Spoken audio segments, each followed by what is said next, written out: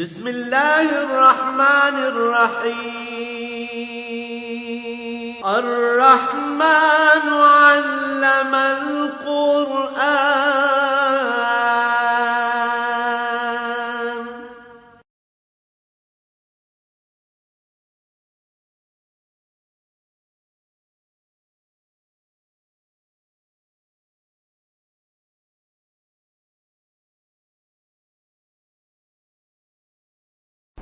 الحمد للہ رب العالمین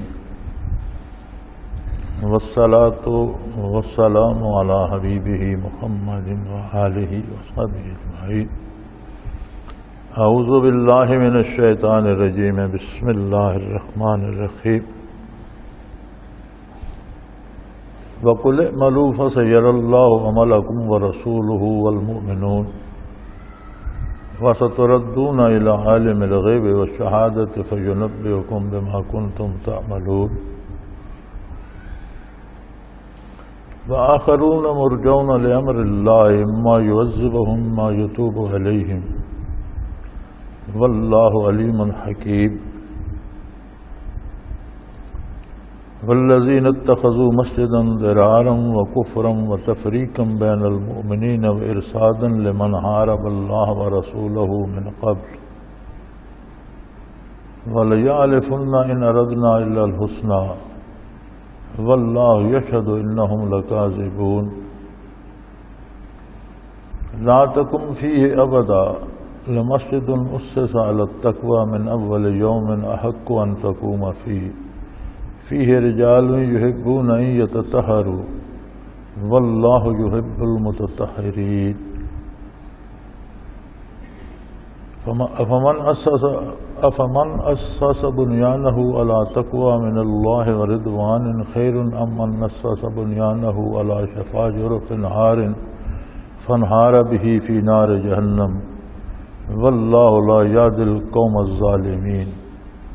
اللہم سبحانک لا علم لنا الا ما علمتنا انک انت العلیم الحکیم۔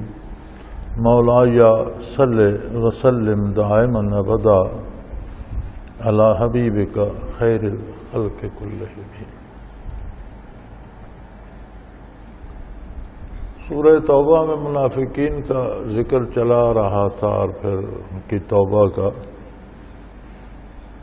تو فرمایا وَقُلِ اعْمَلُوا فَسَيَرَى اللَّهُ عَمَلَكُمْ وَرَسُولُهُ وَالْمُؤْمِنُونَ۔ توبہ الفاظ کا نام یا کلمات کا نام نہیں ہے کہ بندہ زبان سے توبہ توبہ کہہ دے لیکن اس کا عمل وہی رہے، تو یہ توبہ نہیں ہے۔ اگر تم توبہ کرتے ہو تو اللہ کریم تمہارے کردار کو دیکھیں گے۔ اب کردار میں نیت، ارادہ اور عمل دونوں چیزیں شامل ہیں۔ کس نیت سے کیا، کیا عمل کیا؟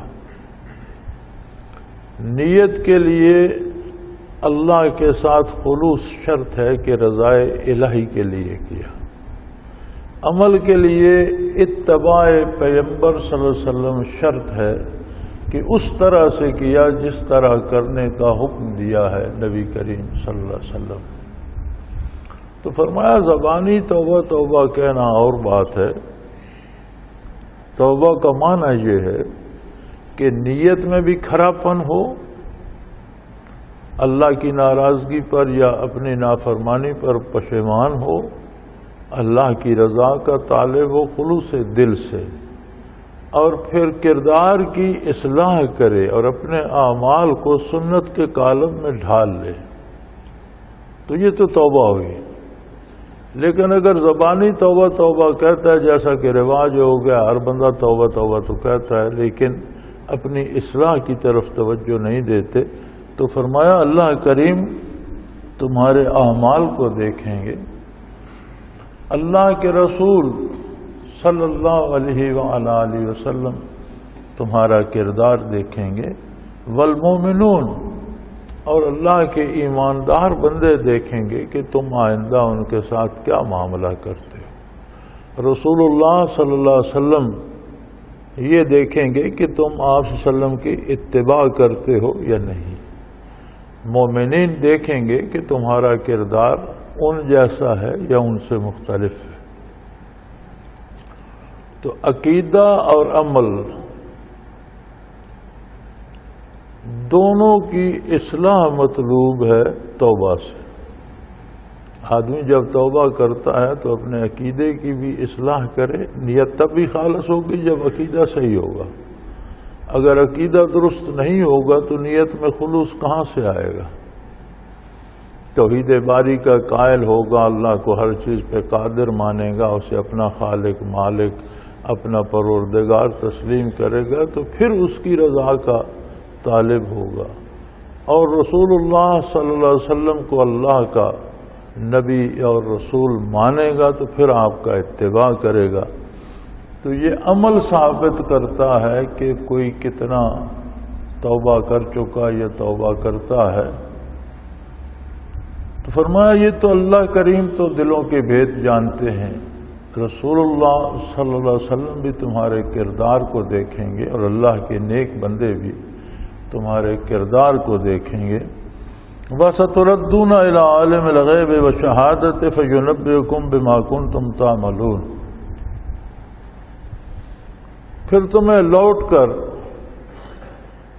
اس عالم الغیب ہر چیز جاننے والے کی بارگاہ میں پہنچنا ہے جو تمہیں تمہارے کردار کے مطابق مطلع فرمائے گا، تمہارے کردار کی خبر تم کو دے گا۔ شاید بے شمار ایسی باتیں ہوں جو تم دنیا میں کر کے بھول چکے ہو، بے شمار ایسے گناہ ہوں جنہیں تم نے گناہ سمجھا ہی نہ ہو، بے شمار ایسی خطائیں ہوں جو تمہارے دل میں یا ذہن میں یاد ہی نہ ہوں، تو اس بارگاہ میں کوئی چیز چھپی نہیں رہتی، وہ تمہیں تمہارے ایک ایک عمل سے آگاہ فرمائیں گے۔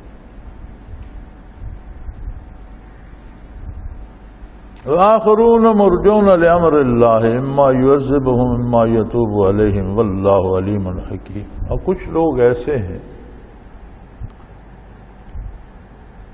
جو گناہ سے باز آ جاتے ہیں اور اللہ پر امید رکھتے ہیں، اللہ کے فیصلے کا انتظار کرتے ہیں اور توقع رکھتے ہیں۔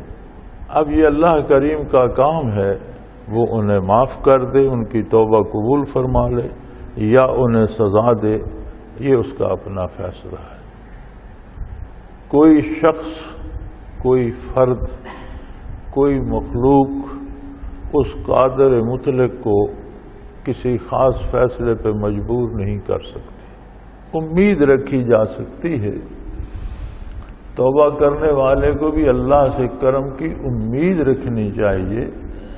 یہ نہ سمجھ لے کہ میں نے توبہ کی اور اب اللہ پر فرض ہو گیا کہ وہ میری توبہ قبول کرے، اب یہ شرط نہیں رکھی جا سکتی۔ خطا بہرحال خطا ہے، اور اصل سوال یہ ہے کہ تم نے اللہ کی نافرمانی کیوں کی۔ نبی کریم صلی اللہ علیہ وسلم کے ارشادات میں ملتا ہے کہ لوگوں سے اعمال کی بعض پرس ہوگی، لوگوں کو بتایا جائے گا تم نے یہ بھی کیا وہ بھی کیا، اللہ کریم ہے معاف فرما دیں، لیکن جس پر یہ سوال ہو گیا کہ تم نے یہ کیوں کیا، ایک تو ہے بتانا کہ تم نے یہ بھی کیا یہ بھی کیا یہ بھی کیا، ایک ہے کہ کسی سے پوچھ لیا جائے کہ یہ کام تم نے کیوں کیا، تو آپ صلی اللہ علیہ وسلم نے فرمایا جس پر سوال ہو گیا وہ جہنم جائے گا، اس کے پاس کوئی اللہ کی نافرمانی کا جواز نہیں، کوئی دلیل نہیں ہوگی کہ وہ اللہ کی نافرمانی اس نے کیوں کی۔ اللہ کریم ہے اور اس کی مرضی ہے کہ وہ سزا دے یا ان کی توبہ قبول کر لے، اس لیے کہ وہ جانتا ہے، واللہ علیم، وہ ہر بات سے باخبر ہے اور حکیم ہے، دانا تر ہے، اس کی حکمت کا تقاضا ہوتا ہے، جو کام وہ کرتا ہے اپنی حکمت کے مطابق کرتا ہے، اپنے علم کے مطابق اپنی قدرت سے کرتا ہے۔ جہاں نیت و عمل کی بات آئی تو فرمایا بعض لوگ دکھاوے کے لیے بظاہر بڑا نیک کام کرتے ہیں، بڑا اچھا کام کرتے ہیں، لیکن مقصد نیک نہیں ہوتا،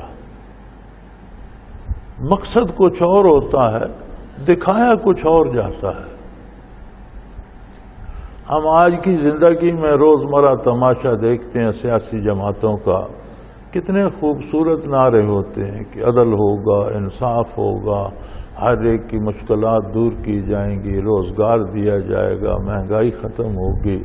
یہ سارے دکھاوے کے نعرے ہوتے ہیں، مقصد حصول اقتدار ہوتا ہے کہ کون لوگوں کو دلچسپ نعرے دے کر اپنے پیچھے لگا کر اقتدار کی منزل پر پہنچ جاتا ہے۔ تو اسی طرح بعض لوگ بظاہر بہت اچھا کام کرتے ہیں، لیکن اس کا مقصد صحیح نہیں ہوتا۔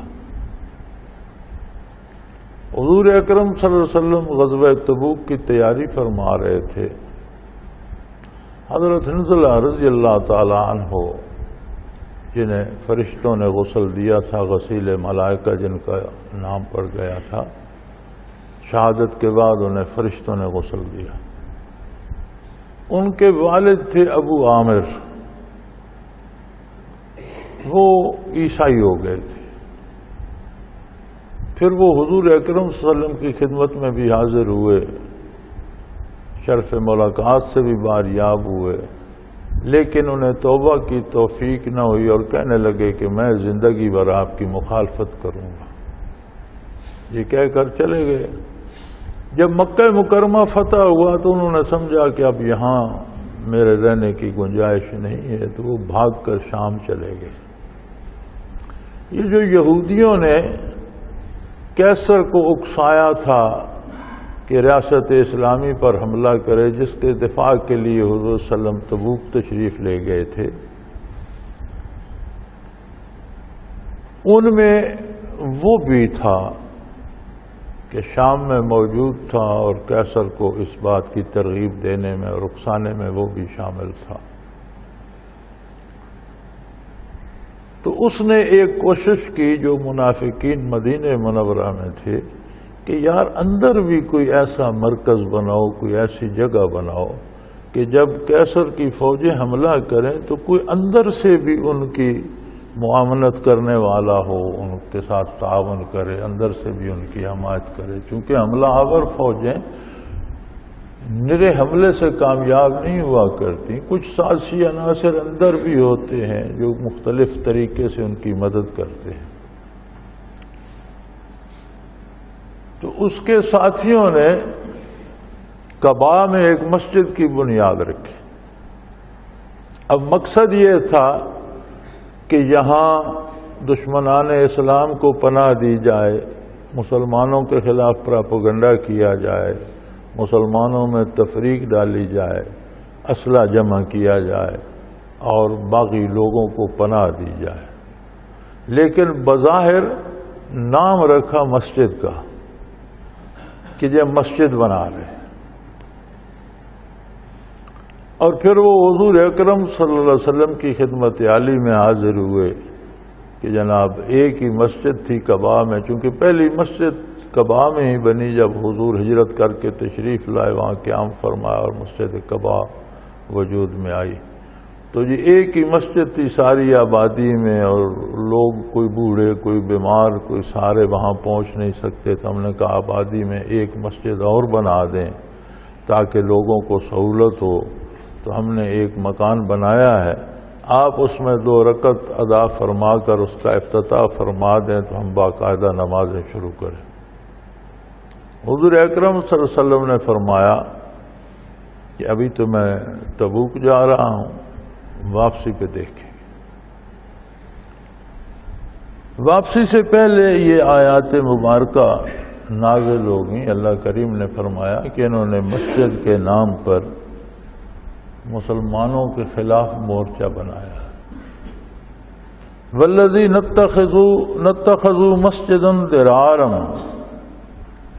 انہوں نے مسجد کے نام پر جو عمارت بنائی ہے وہ مسلمانوں کو نقصان پہنچانے کے لیے، بنیادی طور پر ان کی نیت اسلام اور مسلمانوں کا نقصان ہے۔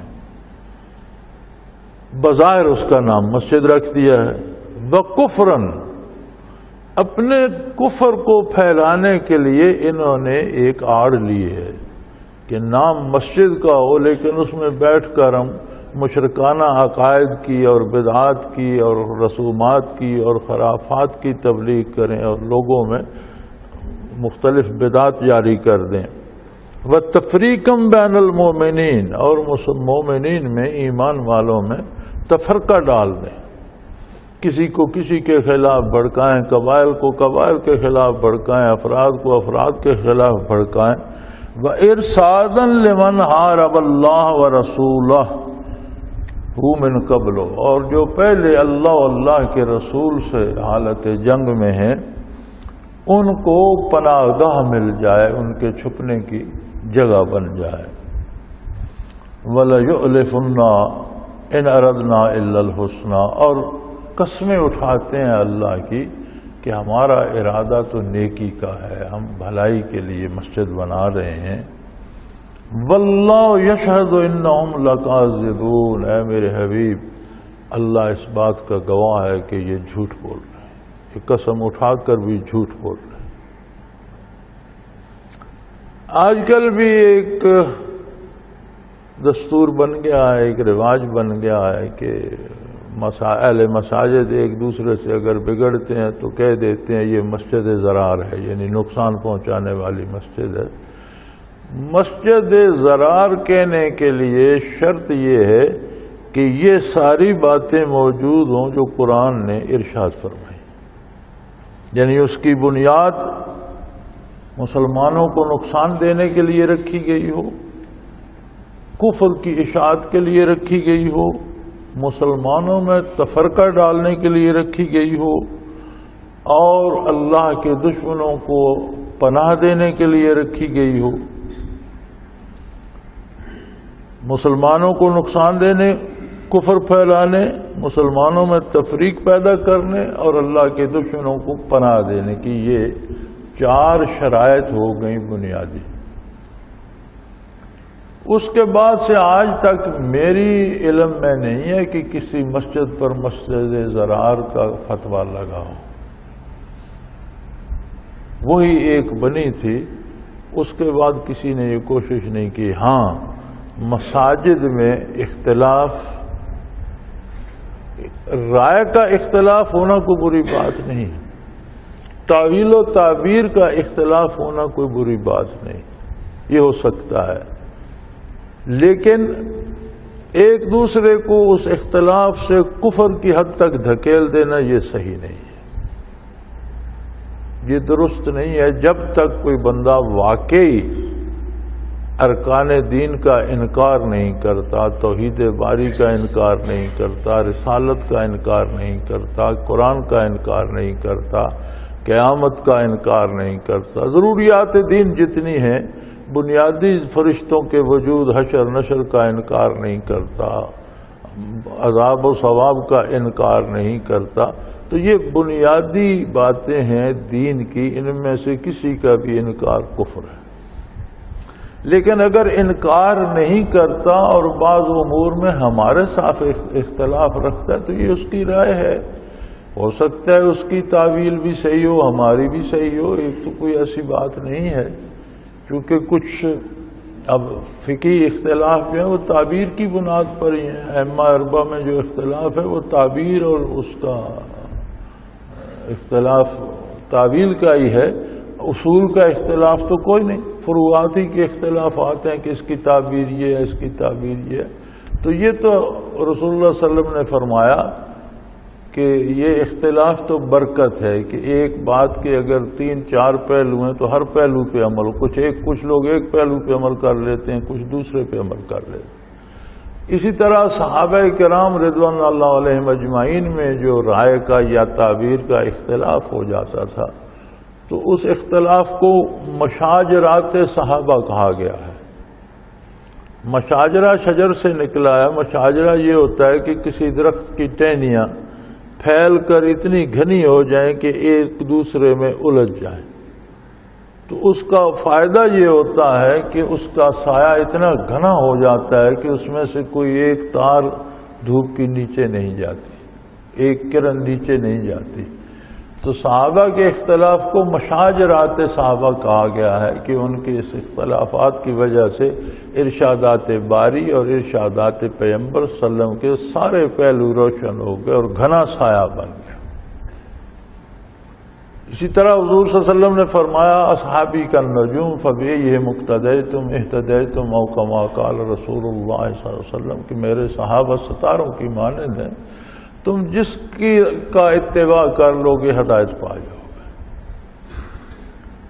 تو یہ فروعات کے اختلافات تو باعث برکت ہوتے ہیں، لیکن اگر کوئی مسجد کو پناہ گاہ بنا کر مسلمانوں کا نقصان کرنا چاہے یا مسلمانوں میں یہ ساری باتیں اکٹھی ہوں پھر تو مسجد ضرار بن گئی، لیکن یہ ساری باتیں جمع نہ ہو، ان میں سے کوئی ایک بھی ہو تو اچھی نہیں ہے، وہ غلط ہے، اس سے توبہ کرنی چاہیے۔ مساجد مسلمانوں کو جمع کرنے کی جگہ ہے، دلوں میں محبت پیدا کرنے کی جگہ ہے، لوگوں کو ایک مرکز پہ توحید باری پہ بلانا چاہیے، ایک مرکز پہ اتباع رسالت پہ بلانا چاہیے، ایک مرکز، ایک کعبہ، ایک نیت، ایک اللہ، ایک رسول، ایک کتاب۔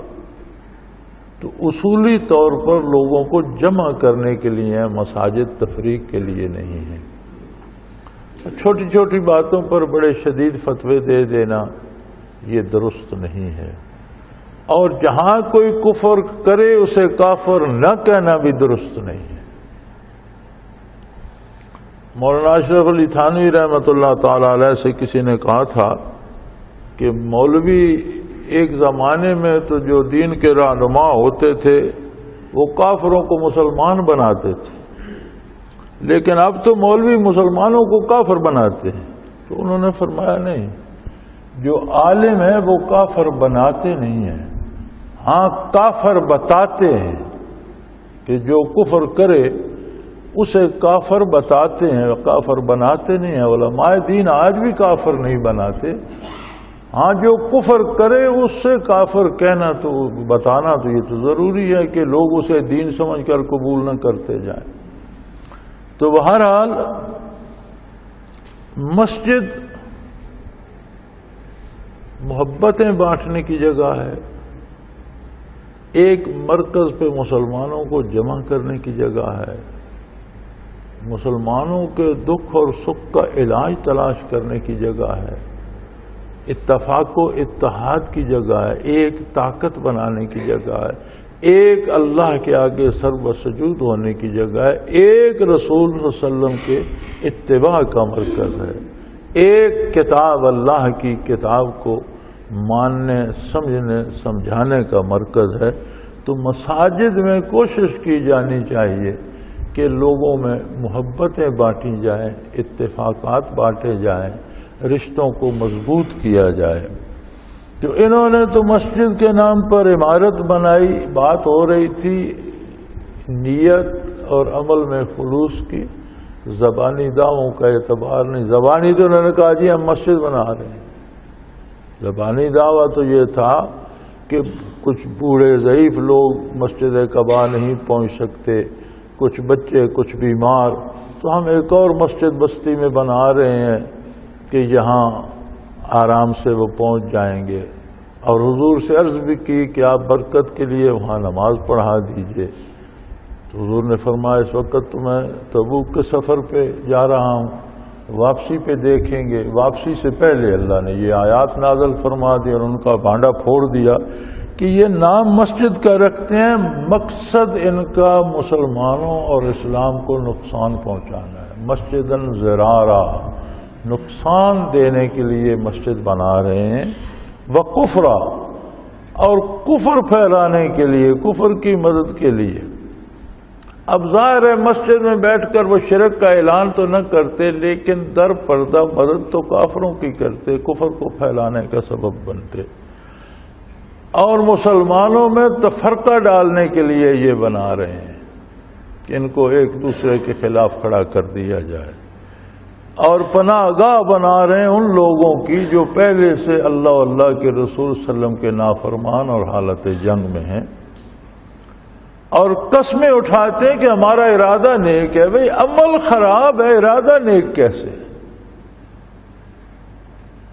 یعنی اس بات پہ مصر ہیں اور قسمیں اٹھا رہے ہیں کہ ہمارا ارادہ نیک ہے. تو فرمایا میرے حبیب عمل خراب ہے، ارادہ نیک کیسے؟ ارادہ نیک ہو تو عمل بھی نیک ہوتا ہے.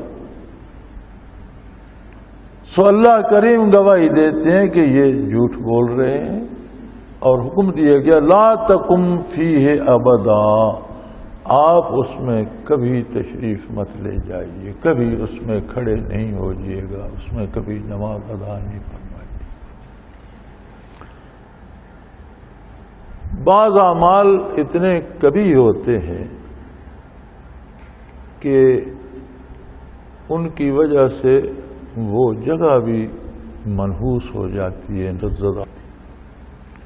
جہاں یہ مسجد زرار بنائی گئی، پھر حضور کے حکم سے جلا دی گئی اور گرا دی گئی اور جگہ خالی چھوڑ دی گئی، تو بعد میں ایک صحابی نے وہاں مکان بنایا. حالانکہ وہ صحابی تھے. صحابی ہونا بہت بڑی عظمت، بہت بڑی برکت، بہت بڑی رحمت الہی ہے. اس کے باوجود ساری عمر یا ان کی اولاد ہوئی نہیں یا ہوئی تو فوت ہو گئی. انہوں نے وہاں سے گھر چھوڑ دیا، اور مفسرین لکھتے ہیں کہ اس جگہ میں کسی جانور یا پرندے نے بھی انڈے بچے نہیں دیے. پھر وہ جگہ ہمیشہ ایسے ہی خالی پڑی رہی، اس پر کبھی کوئی آباد نہیں ہوا.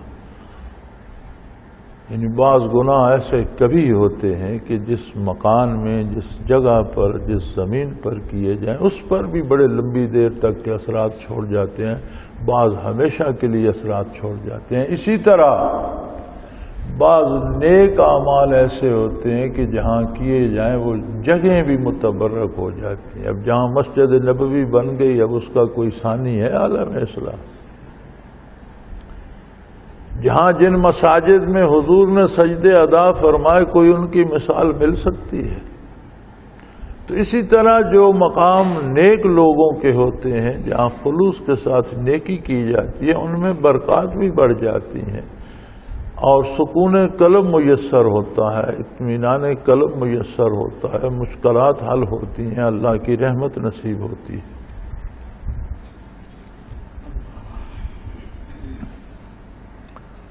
تو حضور صلی اللہ علیہ وسلم کو تو اس میں کھڑا ہونے سے منع فرما. اس کا مطلب ہے کہ اللہ کے بندوں کا کسی مقام پر تشریف لے جانا، قدم رکھنا بھی باعث برکت ہے.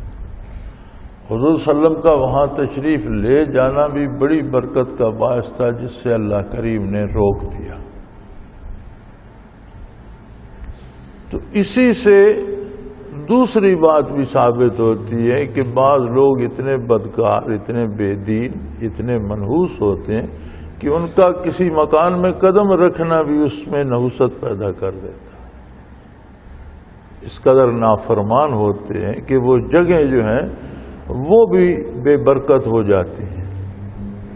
اور اللہ کے نیک بندے جہاں تشریف لے جاتے ہیں، جہاں قدم رکھتے ہیں، وہاں بھی برکات الہی ہوتی ہیں.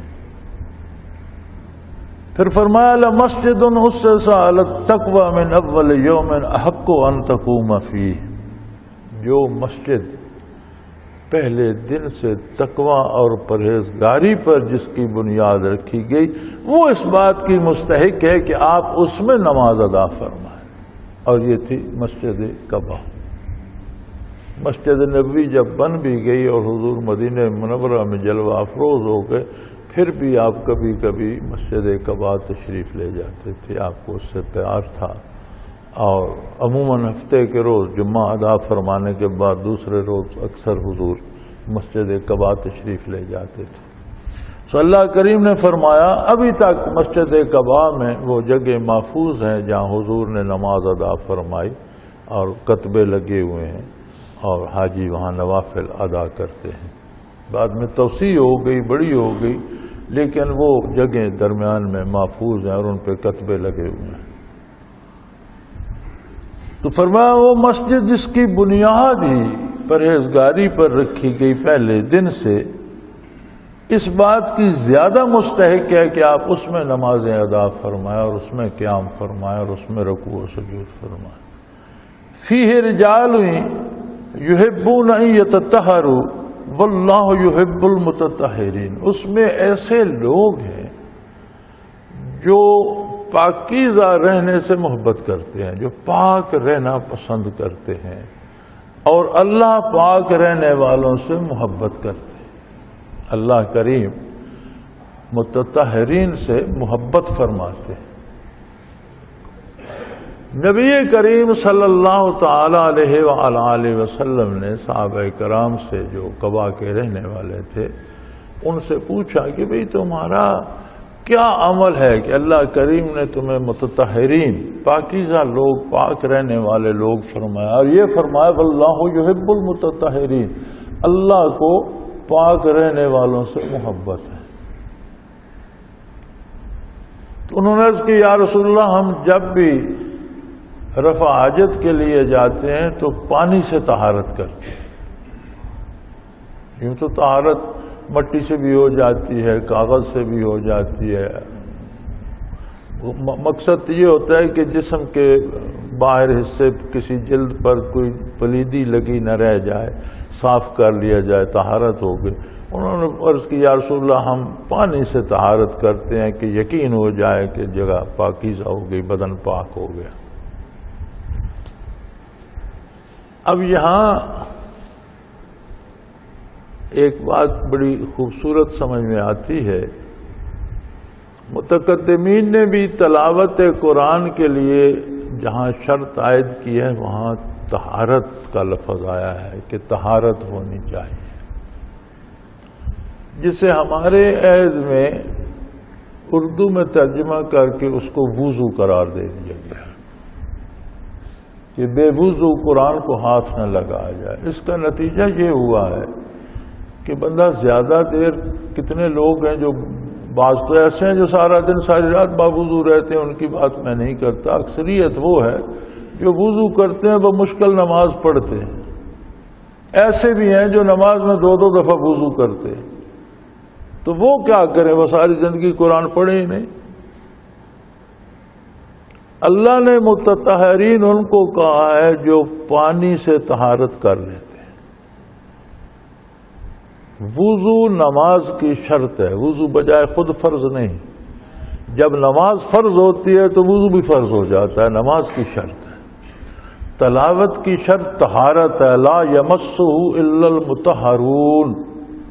قرآن کو وہ ہاتھ لگائے جو طاہر ہو، بغیر متطہرین کے، بغیر پاک لوگوں کے قرآن کو مس نہ کیا جائے. تو طہارت کا تو مسئلہ یہاں حل ہو گیا کہ اگر پانی سے طہارت کر لی جائے، پاکیزگی حاصل کر لی جائے تو طہارت ہو گئی. باوضو رہنا بجائے خود عبادت ہے. جتنی دیر کوئی باوضو رہے گا اسے برکات اور انوارات حاصل ہوتے رہیں گے. لیکن شرط نماز کی ہے صرف، اور کسی عبادت کی وضو شرط نہیں ہے. وضو شرط صرف نماز کی. اور جب نماز کا وقت آتا ہے، نماز فرض ہوتی ہے تو وضو بھی فرض ہو جاتا ہے. اگر وضو نہیں کر سکتا تو تیمم کرے، اس کا قائم مقام ہے. تلاوت کے لیے طہارت شرط ہے، قرآن کو مس کرنے کے لیے طہارت شرط ہے. فرمایا لا یمسہ الا المطہرون. یہ آیا تو فرشتوں کے بارے میں کہ وہ فرشتے اسے مس کرتے ہیں جو پاکیزہ ہوتے ہیں، اور کوئی ایسا وجود جو پاکیزہ نہ ہو اسے مس نہیں کر سکتا. اس سے علماء نے اخذ فرمایا کہ انسان بھی، مسلمان بھی جو قرآن کو مس کرے اس کی طہارت ہونی چاہیے. اور متقدمین نے چونکہ ساری کتابیں عربی میں ہیں تو طہارت ہی کو شرط قرار دیا ہے. اب جب اردو میں ترجمہ کیا گیا تو طہارت کا ترجمہ وضو کر دیا گیا، جو میں سمجھتا ہوں زیادتی ہے. جو لوگ زیادہ دیر باوضو نہیں رہ سکتے وہ پانی سے طہارت کر لیں تو ان کی طہارت تو ضائع نہیں نہ ہوتی.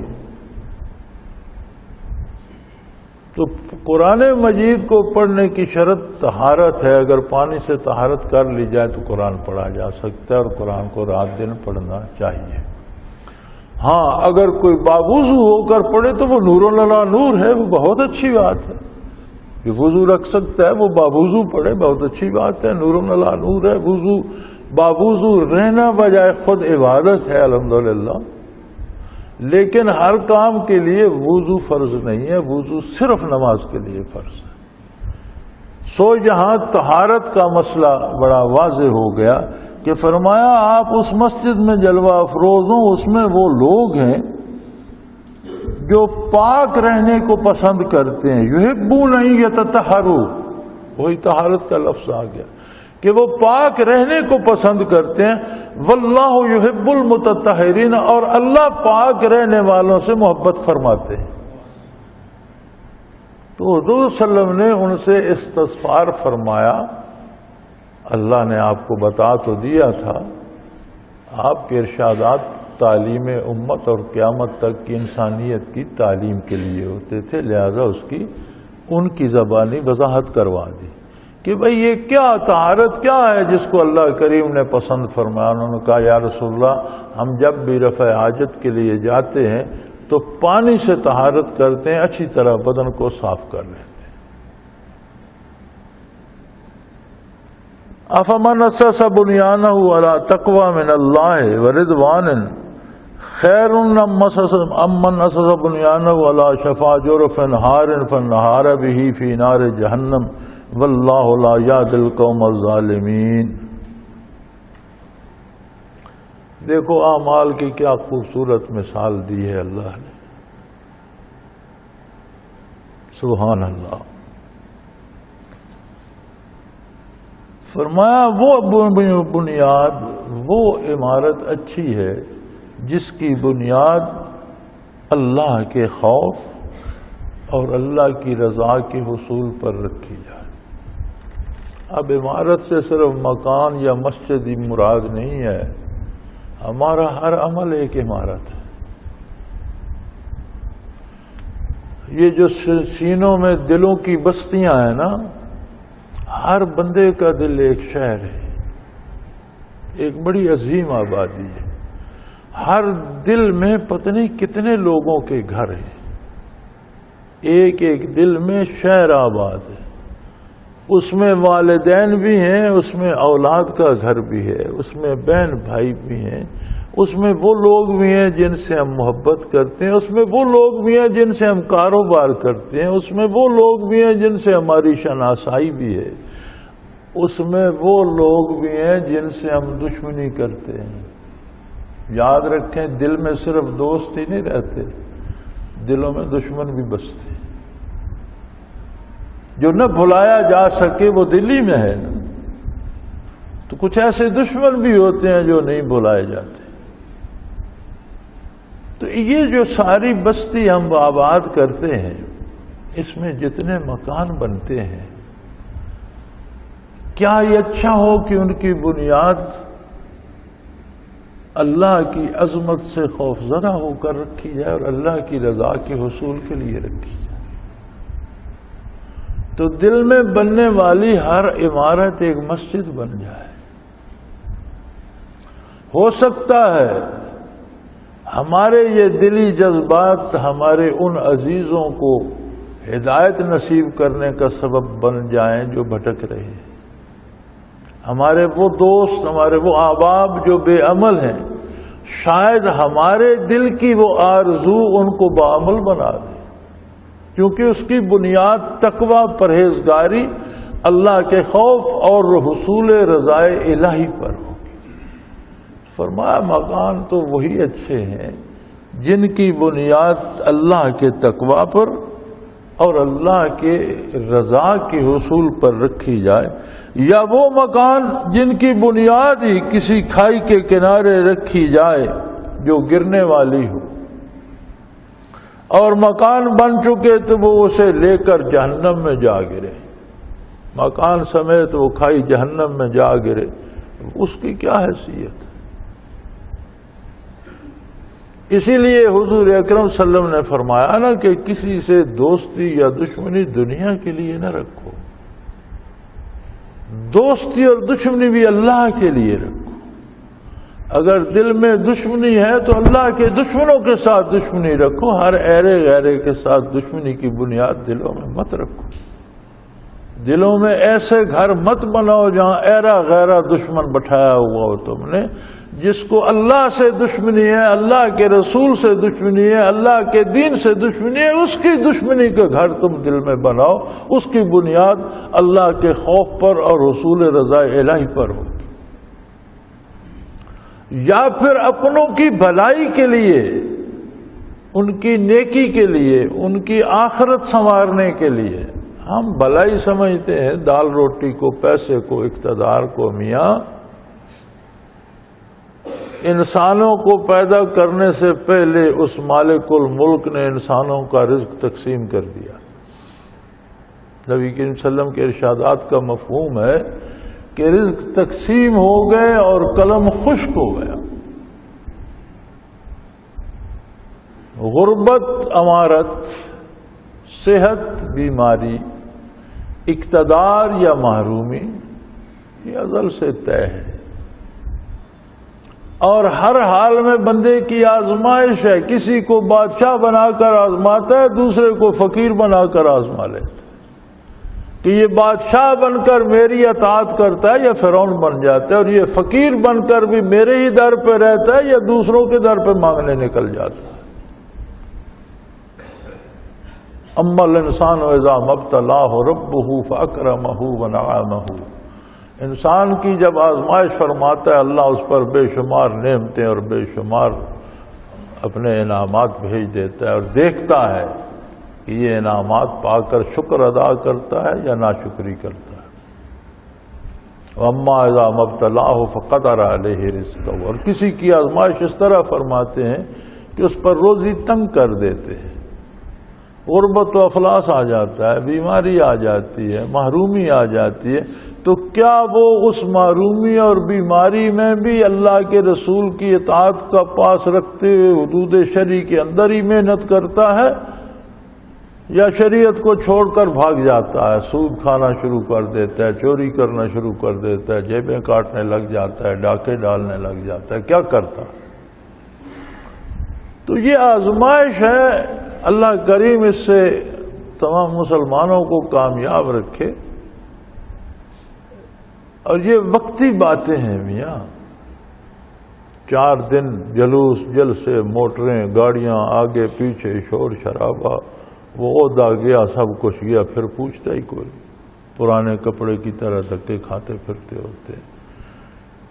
تو یہ جو دلوں میں بنیادیں رکھی جاتی ہیں، یہ دنیاوی اعتبار سے نہیں ہونی چاہیے، یہ دینی اعتبار سے ہونی چاہیے۔ دوستی بھی ہو تو اللہ کے لیے ہو، گھر سے، بیوی بچوں سے، ماں باپ سے، بہن بھائیوں سے محبت ہے تو اس لیے کہ اللہ نے ان سے محبت کرنے کا حکم دیا ہے۔ ماں باپ پر، بیوی بچوں پر خرچ کرتے ہیں اس لیے کہ اللہ نے ان پر خرچ کرنے کا حکم، تو یہی سارے کام عبادت شمار ہونا چاہیے۔ کسی سے دشمنی ہے تو اس لیے ہو کہ یہ دین کا دشمن ہے، یہ میرے محبوب پیغمبر کا دشمن ہے، یہ میرے اللہ کا دشمن ہے، یہ میرے اللہ کے دین کا دشمن ہے، پھر تو دشمنی کا مزہ آیا، وہ تو دشمنی بھی عبادت ہے۔ اور یہ بات بات پر دشمنی اور اپنے کو بڑا بتانا اور دوسرے کو چھوٹا سمجھنا اور معمولی معلوماتوں پر رنجش رکھنا، یہ مسلمان کے دل کو زیب نہیں دیتی، ایسے گرد نہیں بنانے چاہیے۔ پھر جس طرح آبادیوں میں مساجد ہوتی ہیں، اسی طرح دل کی بستی میں بھی مسجدیں ہونی چاہیے جن میں اللہ کا نام بلند کیا، یذکر فی اسمہ، یذکر فی اسمہ، اس میں اللہ کا نام لیا، اللہ کا ذکر کیا جائے، اللہ کا نام بلند کیا جائے، اس میں اذان ہوں، رکوع و سجود ہوں، اللہ اللہ ہو۔ دل کی بستی میں بھی تو کچھ مسجدیں بھی ہونی چاہیے جہاں سوائے اللہ کی یاد کے کوئی کام نہ ہوتا ہو۔ تو فرمایا جس شخص نے اپنی عمارت کی بنیاد اللہ کے خوف اور اس کی رضامندی پر رکھی وہ اچھا ہے، یا جس نے اپنی عمارت کی بنیاد کسی گرنے والی کھائی پہ رکھی، عمارت بنی تو وہ اس کو لے کر جہنم میں جا گری، اس کا کیا فائدہ، اس کی کیا حیثیت ہے؟ واللہ لا یہدی القوم الظالمین۔ اور فرمایا ایک اصول فطرت یاد رکھ لو، اللہ ظلم کرنے والوں کو ہدایت نصیب نہیں فرماتا۔ چھینا جھپٹی کرنے والوں کو دوسرے کے حقوق چھیننا، دوسروں کے حقوق نہ دینا، یہ دو باتیں ہوتی ہیں۔ ایک ہوتا ہے ہم کسی کا حق چھین لیتے ہیں، ایک وہ بندہ ہوتا ہے جو چھین تو نہیں سکتا لیکن اس کے ذمے جو فرض ہے اور دوسرے کا حق ہے وہ ادا نہیں کرتا، تو دونوں طرح ظلم ہو جاتا ہے۔ فرمایا جو لوگ ظلم اپناتے ہیں انہیں ہدایت سے محروم کر دیا جاتا ہے، پھر انہیں توبہ کی توفیق بھی نہیں ہوتی۔ اللہ کریم ظلم سے بھی پناہ میں رکھے اور ظالم سے بھی پناہ میں رکھے۔ دل بہت بڑی قیمتی آبادی ہے۔ جس طرح ہمارے ہاں روز نعرے لگائے جاتے ہیں کہ وطن کی حفاظت کرو، روز نعرے لگائے جاتے ہیں اپنے شہر کی حفاظت کرو، اگرچہ کار کوئی بھی نہیں رہا، نہ کسی کو وطن کی پرواہ ہے نہ کسی کو شہروں آبادیوں کی پرواہ ہے۔ لوٹ مار مچی ہوئی ہے، قتل و غارت ہو رہی ہے، ڈاکہ زنی ہو رہی ہے، معیشت تباہ ہو رہی ہے، لوگ مر رہے ہیں، کوئی پوچھنے والا نہیں۔ اسی طرح ہر دل میں ایک آباد ہے، ملک آباد ہے، شہر آباد ہے، اس کی سلامتی کا بھی بڑا لحاظ رکھنا چاہیے۔ اور ظلم سے سلامتی نہیں ملتی، آبادی نہیں ملتی، بربادی ہوتی ہے۔ اللہ کریم ظلم سے پناہ میں رکھے۔ یاد رکھو ہر وہ کام جو حضور اکرم صلی اللہ علیہ وسلم کی شریعت کے خلاف کیا جائے وہ ظلم ہے، چھوٹا ظلم ہے یا بڑا ظلم ہے، ظلم تو ظلم ہی ہوتا ہے۔ وآخر دعوانا ان الحمدللہ رب العالمین۔ اللہ اللہ اللہ اللہ اللہ اللہ اللہ اللہ۔ حضرت امیر محمد اکرم آوان مد ذلہ العالی دارالعرفان منارہ ضلع چکوال میں سالہ سال سے قرآن و حدیث کے اوپر خطابات کر رہے ہیں اور سلسلہ نقشبندیہ اویسیہ کے مطابق لوگوں کو ذکر الہی کی تربیت دے رہے ہیں۔ وہ قرآن پاک کی تفسیر ترتیب وار بیان کر رہے ہیں۔ تفسیر قرآن کو وہ موجودہ ملکی اور بین الاقوامی حالات کے مطابق بیان کرتے ہیں۔ موٹر وے سے کلر کہار کے انٹرچینج سے نکلتے ہوئے کلر کہار کی جھیل سے ہوتے ہوئے میانی، بوچھال اور نور پور سے گزرتے ہوئے دارالعرفان منارہ پہنچ سکتے ہیں۔ حضرت امیر محمد اکرم آوان نے بچیوں اور بچوں کی دینی اور دنیاوی تعلیم کے لیے سقارہ اکیڈمی کے نام سے ایک درسگاہ بھی قائم کی ہے، جس کا افتتاح ملک پاکستان کے صدر جنرل محمد ضیاء الحق نے اپنے دست مبارک سے کیا تھا۔ وہ تمام احباب جو اسلام کی طلب رکھتے ہیں ان سے گزارش ہے کہ دارالعرفان منارہ ضلع چکوال میں امیر محمد اکرم آوان صاحب کے خطابات سے مستفید ہوں۔ وہ ہر جمعے کو نماز سے پہلے بیان فرماتے ہیں۔ ہر ماہ کی پہلی اتوار کو ماہانہ اجتماع ہوتا ہے جس میں آپ خصوصی خطاب فرماتے ہیں اور پاکستان کے چاروں صوبوں سے احباب اس اجتماع میں شرکت کرتے ہیں۔